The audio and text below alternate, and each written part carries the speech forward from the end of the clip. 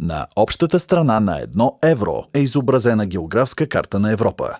1 евро е с диаметър 23,25 мм, дебелина по гурта 2,33 мм, тегло 7,50 грама, форма кръгла, цвят външен пръстен златист, вътрешен кръг сребрист, компоненти и състав: външен пръстен месинг, вътрешен кръг 3 слоя, мед-никел, никел, мед-никел, гурт, поредица от гладки и назъбени сектори.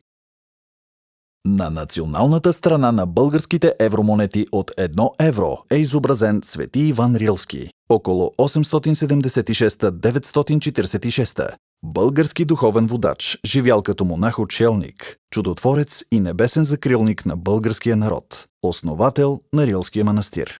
С надпис на кирилица вдясно е държавата на емисия – България, а вляво от изображението на светеца са разположени надпис на кирилица Евро и годината на емисия 2026. На общата страна на 2 евро е изобразена географска карта на Европа.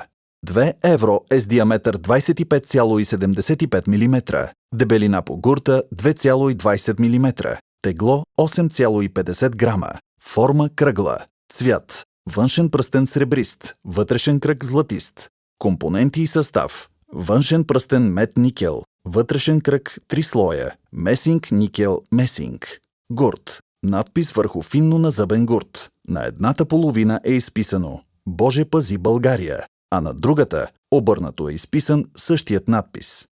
На националната страна на българските евромонети от 2 евро е изобразен Паисий Хилендарски, около 1722-1773 година. Български народен будител и духовник, автор на първото възрожденско произведение в българската историография «История славяно-българска», с надпис на кирилица вдясно е държавата на емисия – България.